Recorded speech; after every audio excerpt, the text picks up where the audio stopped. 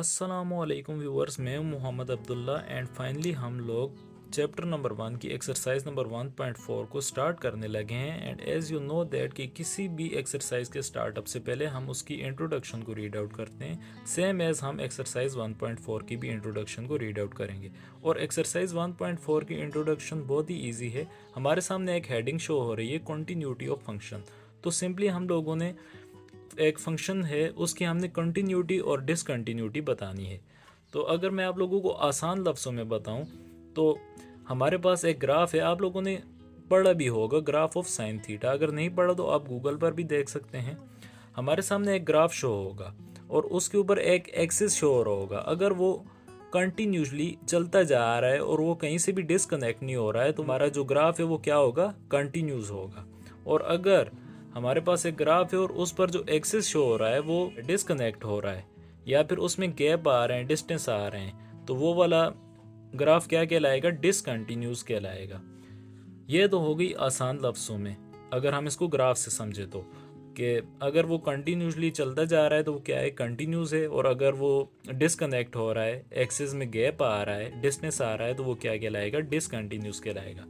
अगर हम इसको इंट्रोडक्शन की रूह से देखें, इसकी डेफिनेशन को देखें, तो वो हमें क्या कहता है। कंटिन्यूटी ऑफ फंक्शन की डेफिनेशन है, a function f of x is continuous at number c. अब ये नंबर सी क्या है, वो हमें क्या कह रहा है, एक फंक्शन है वो कंटिन्यूस होगा एट नंबर सी पर। जैसे कि हमारे पास एक फंक्शन है f of x is equals to x square minus 4 over x minus 2 और लिमिट एक्स अप्रोच कर रहा है 2 को। ये जो 2 है ना, जिस चीज को x अप्रोच कर रहा है वो एक्चुअल में क्या है, कांस्टेंट वैल्यू है ना, तो उसको हम कह सकते हैं c। बेसिकली ये जो c है ना, जो डेफिनेशन में भी c का जिक्र हुआ है, वो ये है, x जिस चीज को अप्रोच कर रहा है वो क्या कहलाएगी, c कहलाएगी। जैसा कि यहाँ पर x अप्रोच कर रहा है 2 को, तो वो क्या है, c है ना, कांस्टेंट वैल्यू है। सो जिस वैल्यू को x अप्रोच करता है उसको हम क्या कहते हैं, c से डिफाइन करते हैं। और जब हम उसको पुट करेंगे x की जगह पर तो क्या हो जाएगा, f ऑफ जो वैल्यू हम पुट करेंगे वो c होगी। सो c क्या है, लिमिट x जिस चीज़ को अप्रोच करता है उसको हम क्या कहते हैं, c कहते हैं। सो आगे चलेंगे। आई होप आप लोगों को ये बात समझ आ गई है। हमारे पास फंक्शन कंटिन्यूस कब होगा, जब ये इन तीनों चीज़ों को सेटिस्फाई करेगा, if and only if it satisfy the following. 3 cases हैं, अगर वो इन तीनों केसेस को सेटिस्फाई करेगा तो वो वाला फंक्शन कंटिन्यूस होगा। और अगर हम डिसकंटिन्यूटी को बयान करें तो ए function f of x is discontinuous at number see if and only if it doesn't satisfy the following. अगर वो इन तीनों कंडीशन को सेटिस्फाई नहीं करता है तो वो वाला फंक्शन क्या होगा, डिसकंटिन्यूस होगा। और वो वाली कंडीशंस क्या हैं, हम अपनी फर्स्ट कंडीशन को देखेंगे। First condition is f of c is definite. हमारे पास जो एफ ऑफ सी है वो डेफिनेट होना चाहिए। एफ ऑफ सी क्या है, हम जानते हैं कि हमारे पास एक फंक्शन है f of x and x जिस चीज को अप्रोच कर रहा है वो क्या कहलाएगी, सी कहलाएगी। कोई भी कांस्टेंट वैल्यू को हम किससे डिफाइन करते हैं, सी से डिफाइन करते हैं ना। अच्छा, जब हम एक्स की वैल्यू को पुट करेंगे तो बेसिकली हम क्या कर रहे हैं, सी को पुट कर रहे हैं। सो वो क्या हो जाएगा, एफ ऑफ सी हो जाएगा। अब वो हमें क्या कह रहा है, f of c is definite, defined होना चाहिए। सो कोई भी वैल्यू हमारे पास अनडिफाइंड कब होती है, जब 0 ओवर 0 आ जाता है, 0 ओवर 0 बिकम्स अनडिफाइंड।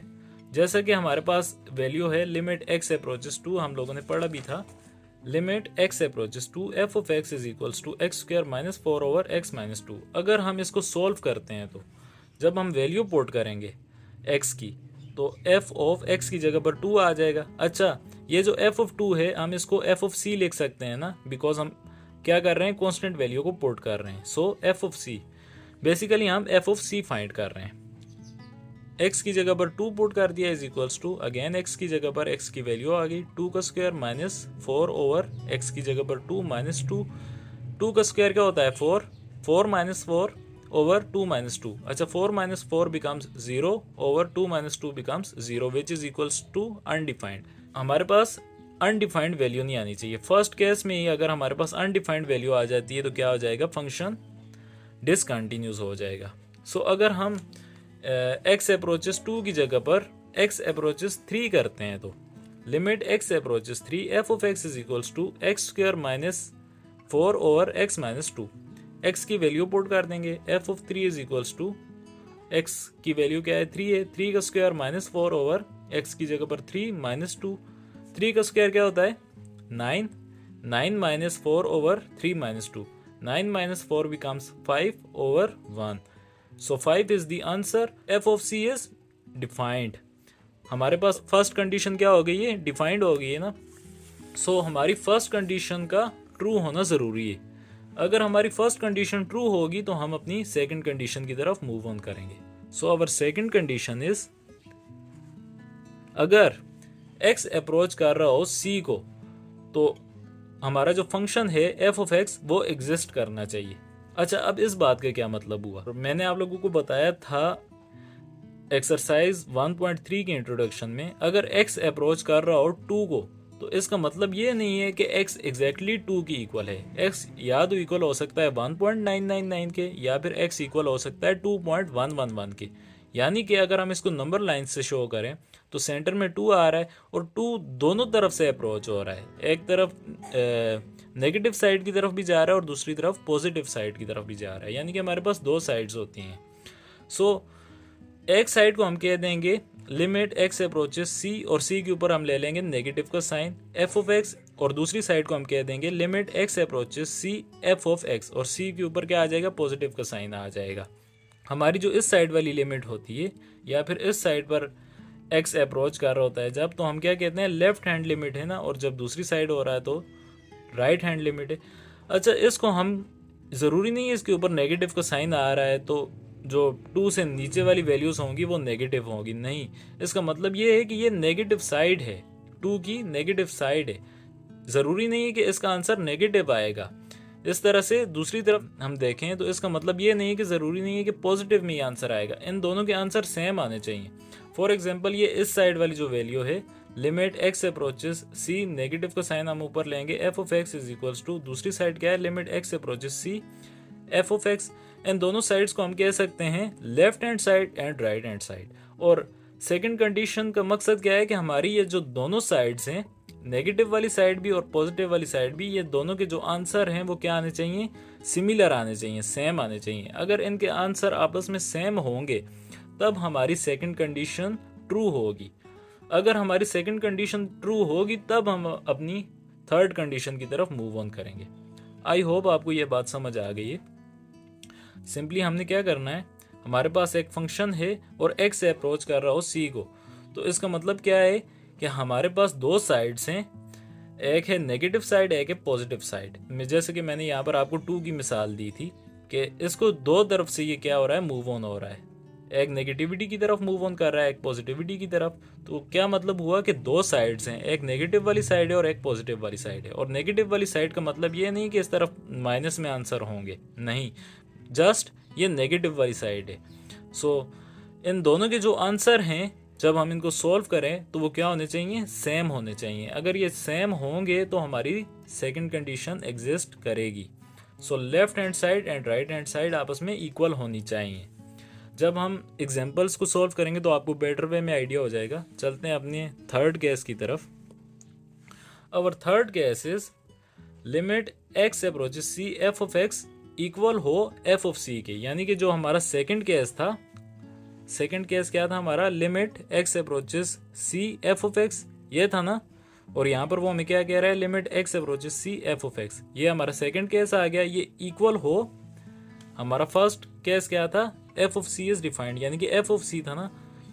यानी कि हमारा जो सेकंड केस हो ये इक्वल हो फर्स्ट केस के, limit x approaches c f of x equal हो f ऑफ c के. अगर हमारा सेकंड केस इक्वल होगा फर्स्ट केस के तो फिर हमारी ये तीनों कंडीशंस क्या होंगी, ट्रू होंगी. तब हमारा फंक्शन क्या होगा, कंटिन्यूज होगा. और अगर इनमें से कोई भी वैल्यू कहीं पर भी जो है वो डिसकंटिन्यूज आ जाती है, अगर हम अपने फर्स्ट केस को देखें तो हमारे पास 0 और 0 वाली फॉर्म आ जाती है, तो क्या हो जाएगा, फंक्शन डिसकंटिन्यूस हो जाएगा. अगर हम सेकंड केस को देखें तो हमारी left hand side right hand side की इक्वल नहीं आती, तो क्या हो जाएगा, फंक्शन हमारा डिसकंटिन्यूस हो जाएगा. अगर ये दोनों वैल्यूज फर्स्ट केस वाली भी और सेकंड केस वाली भी आपस में इनके आंसर सेम होते हैं बिल्कुल, तो क्या होगा, हमारी थर्ड कंडीशन ट्रू हो जाएगी. तो हमारा फंक्शन क्या होगा, कंटिन्यूस होगा। Now we are on our examples and after solving these examples you all are will be confident to solve these questions. हम एग्जाम्पल्स को सॉल्व करेंगे। अच्छा, एग्जाम्पल्स तो सारी जो है वो इम्पोर्टेंट है, लेकिन मैं आप लोगों को एग्जाम्पल 4 एंड एग्जाम्पल 5 सॉल्व करवाऊंगा, बिकॉज ये दोनों एग्जाम्पल्स बहुत ही इंपॉर्टेंट है और इन दोनों एग्जाम्पल से आपका कॉन्फिडेंट भी बेहतर हो जाएगा अबाउट क्वेश्चंस को सॉल्व करने के हवाले से। तो एग्जाम्पल नंबर 4 में हमें क्या कह रहा है, discuss the continuity of the function f of x and g of x. अच्छा, वो हमें कह रहा है कि हम लोगों ने कंटिन्यूटी बयान करनी है फंक्शन की, और हमारे पास दो पार्ट्स हैं, एक है एफ ऑफ एक्स एंड एक है जी ऑफ एक्स, और उसने हमें एक चीज़ पहले ही बता दी है। अच्छा, वो कौन सी है, at x is equals to 3, यानी कि हमारा जो एक्स है वो किसकी इक्वल है, 3 की इक्वल है, यानी कि एक्स अप्रोच कर रहा है 3 को, तो उसने हमें सी की वैल्यू पहले ही बता दी है। हम जानते हैं ना कि एक्स जिस चीज़ को अप्रोच करता है वो क्या होती है, कॉन्स्टेंट वैल्यू होती है। सो सी हमें पहले ही पता लग गया है कि सी की वैल्यू क्या है, सी है 3।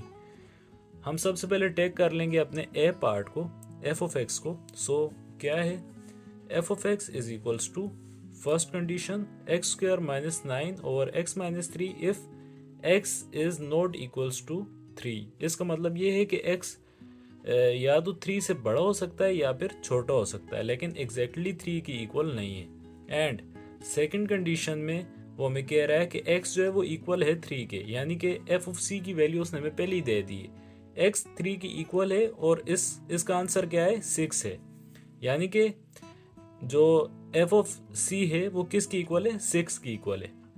मतलब कि हमारा जो केस 1 है वो ऑलरेडी सॉल्व हुआ है। सो हम सॉल्व करते हैं। केस 1 हमारा क्या होता है, f of c is defined. हमारा जो एफ ऑफ सी है वो डिफाइंड होना चाहिए, 0 और 0 फॉर्म नहीं होनी चाहिए।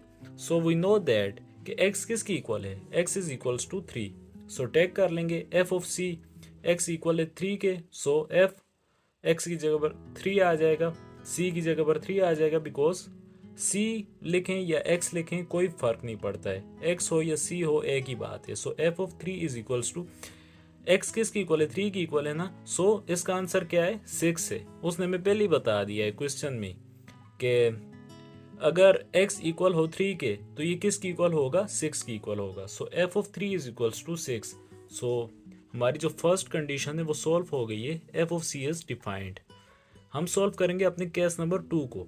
Limit x approaches c f of x exist, यानी कि हमारा जो फंक्शन है वो एग्जिस्ट करना चाहिए अगर x अप्रोच कर रहा हो कांस्टेंट वैल्यू को। सो x किसे अप्रोच कर रहा है, 3 को अप्रोच कर रहा है ना। सो लिमिट x अप्रोचेस 3, और हम टेक कर लेंगे अपनी फर्स्ट कंडीशन को, x square minus 9 over x minus 3 को। So x square minus 9 over x minus 3। अच्छा, मैं आप लोगों को एक बात पहले ही बता दूं कि मैंने जैसे आप लोगों को बताया था थ्योरी करवाते वक्त कि हम लोग सेकंड केस में 2 साइड्स लेते हैं, एक नेगेटिव साइड एक पॉजिटिव साइड, लेकिन यहाँ पर हम जस्ट 1 साइड ही सॉल्व करेंगे, ओनली 1, बिकॉज हमारे पास एक ही कंडीशन है, दूसरी कंडीशन तो ऑलरेडी सॉल्व हुई है और हमने फर्स्ट कंडीशन ही सॉल्व करनी है, और उसमें भी वो हमें क्या कह रहा है कि x डायरेक्टली 3 की इक्वल नहीं है। सो दैट्स वाई हमें जस्ट 1 कंडीशन को ही सॉल्व करना पड़ेगा। सो सॉल्व करते हैं। Limit x approaches 3 x square minus 9 over x minus 3। हम लोगों ने अपनी फर्स्ट कंडीशन टेक कर ली है। सो अब हम डायरेक्टली लिमिट नहीं अप्लाई कर सकते। अगर हम डायरेक्टली लिमिट अप्लाई करते हैं तो x का स्क्वायर x की जगह पर हम 3 पुट करेंगे तो 3 का स्क्वायर 9 हो जाता है, 9 minus 9 which is equals to 0। And अगर हम फ्रैक्शन में भी x की जगह पर 3 पुट करते हैं तो 3 माइनस 3 बिकम्स 0, एंड 0 और 0 which is equals to undefined. So हम क्या करेंगे, जो हम करते होते हैं, खेल खेलेंगे। क्या करेंगे, 9 किसका स्क्वायर है, 3 का स्क्वायर है ना। So limit x approaches 3 x square minus 3 का स्क्वायर ओवर x माइनस 3। सो ये फॉर्मूला बन रहा है a का स्क्वायर माइनस b का स्क्वायर वाला। सो x plus 3 x minus 3 over x minus 3। ऊपर वाला x माइनस 3 नीचे वाला x माइनस 3 से कैंसिल हो जाएगा, बिकॉज सेम है और फ्रैक्शन में, तो पीछे क्या बच जाएगा, limit x approaches 3 x plus 3। अब हम क्या करेंगे, अपनी लिमिट अप्लाई कर देंगे। सो x की जगह पर 3 पुट कर देंगे, 3 plus 3 becomes 6, and our third case is जो हमारा सेकंड केस होता है limit x approaches c f of x, वो इक्वल होना चाहिए f ऑफ c के। सो हमारा जो सेकंड केस है उसका क्या आंसर आया है, 6 आंसर आया ना। So limit x approaches c f of x का आंसर है 6, और ये इक्वल होना चाहिए हमारे फर्स्ट केस के आंसर से। सो हमारा फर्स्ट केस जो था f ऑफ c का वो क्या था, 6 के इक्वल था ना, 6 आंसर था। सो हमारा फर्स्ट केस भी इक्वल आ जाएगा 6 के। अच्छा, अगर हम अपने सेकंड केस को देखें और अपने फर्स्ट केस को देखें तो इन दोनों के आंसर्स आपस में सेम हैं। सो हमारा फंक्शन क्या है, कंटिन्यूज है। इन दोनों के आंसर सेम हैं और हमारी तीनों कंडीशंस ट्रू हो गई हैं। चलते हैं अपने बी पार्ट की तरफ। g of x is equals to x square minus 9 over x minus 3 if x is not equals to 3। So अब यहाँ पर क्या कहानी बन रही है गाइस कि x जो है वो 3 की इक्वल ही नहीं है। वहां पर तो उसने हमें बताया हुआ है कि x जो है वो अप्रोच कर रहा है 3 को। यहाँ पर उसने हमें बताया हुआ है कि x जो है वो 3 को अप्रोच कर रहा है, यानी कि c क्या है, 3 की इक्वल है। c की वैल्यू क्या है, 3 है।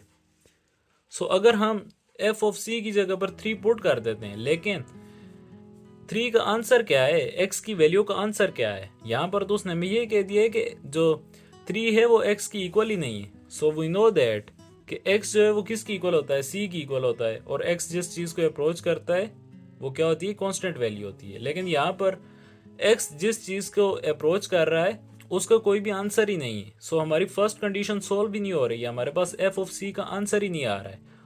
अगर हमारे पास फर्स्ट कंडीशन का आंसर नहीं आ रहा है तो हम अपनी बाकी की कंडीशंस कैसे सॉल्व करेंगे। सो हम लिखेंगे the function is discontinuous because g of x is not defined. हमारी जो फर्स्ट कंडीशन है वो डिफाइंड नहीं है।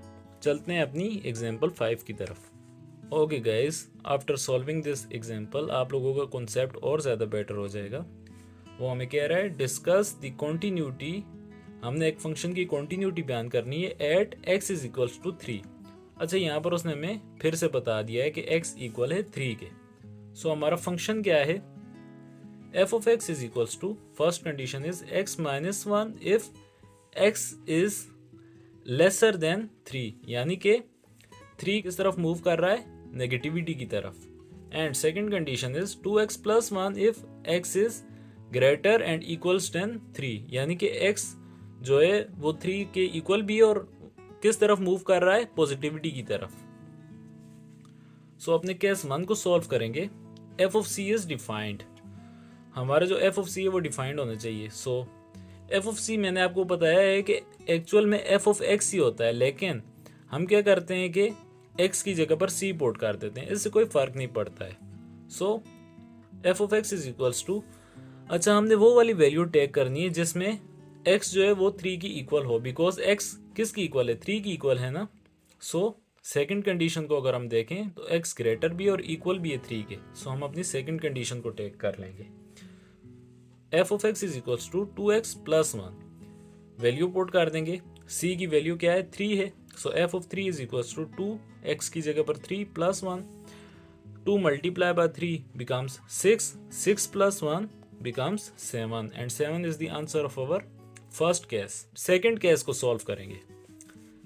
Case number 2 is limit x approaches c और हमारा फंक्शन क्या है, एग्जिस्ट करना चाहिए। और मैंने आप लोगों को बताया था कि हम क्या करते होते हैं, हमारे पास जो x की वैल्यू होती है हम उसकी 2 साइड्स ले लेते हैं।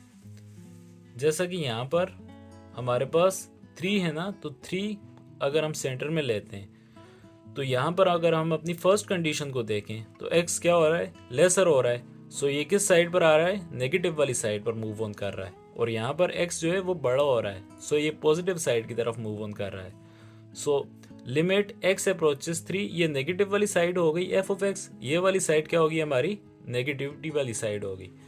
और ये जो सेकेंड साइड है x बड़ा हो रहा है, so limit x approaches 3 positive वाला है f ऑफ x। सो हम 2 साइड्स लेंगे, limit x approaches 3 negative side वाला f of x is equals to, और फर्स्ट कंडीशन में x क्या हो रहा है, लेसर हो रहा है, यानी कि नेगेटिविटी की तरफ मूव ऑन कर रहा है। सो हम क्या करेंगे, फर्स्ट कंडीशन ले लेंगे लेफ्ट हैंड साइड की तरफ। x minus one and right hand side की तरफ हम क्या ले लेंगे, अपनी सेकंड कंडीशन ले लेंगे, limit x approaches 3 f of x and our second condition क्या है, x जो है वो बड़ा हो रहा है, सो टेक कर लेंगे 2x प्लस वन को, सो 2x प्लस वन, ये दो साइड्स आ गई हमारी, वैल्यू पुट कर देंगे x जिसको अप्रोच कर रहा है, सो f ऑफ x की जगह पर 3 पुट कर देंगे इज इक्वल्स टू x की जगह पर 3 minus one, 3 minus one becomes 2, 2 is the answer of our left hand side. Right hand side को देखेंगे, 2x प्लस वन है, वैल्यू पुट कर देंगे, f ऑफ x की जगह पर f ऑफ 3 आ जाएगा इज इक्वल्स टू 2x की जगह पर 3 plus one, 2 3 are 6, 6 plus one becomes 7। हमारा जो सेकंड केस है वो सॉल्व हो गया है, लेकिन मैंने आप लोगों को क्या बताया था कि सेकंड केस में हमारी लेफ्ट हैंड साइड इक्वल होनी चाहिए राइट हैंड साइड के। सो अगर हम अपने लेफ्ट हैंड साइड के आंसर को देखें तो वो क्या है, 2 है, एंड राइट हैंड साइड का आंसर क्या है, 7 है। सो हमारी लेफ्ट हैंड साइड जो है वो इक्वल नहीं है राइट हैंड साइड के। और मैंने आप लोगों को बताया था कि जहाँ पर भी हमारी कोई भी केस है, कोई भी कंडीशन है, हमारे पास 3 कंडीशंस होती हैं, 3 केसेस होते हैं, और उनमें से कहीं पर भी हमारा कोई भी केस जो है वो फॉल्स नहीं करना चाहिए, यानी कि डिसकनेक्ट नहीं होना चाहिए। हमारी जो सेकंड कंडीशन है उसमें left hand side and right hand side का आंसर सेम होना चाहिए। सो ये दोनों आंसर सेम नहीं है, so our function is discontinuous. So हम थर्ड स्टेप की तरफ मूव ऑन नहीं कर सकते हैं, हमारा फंक्शन यहीं पर क्या हो गया है, डिसकंटिन्यूस हो गया है। सो आई होप आप लोगों का कॉन्सेप्ट क्लियर हो गया होगा। ओके गाइस, अल्लाह ताला आपको खुश रखे, खूब मेहनत करते रहें। अल्लाह हाफिज़ क्लास।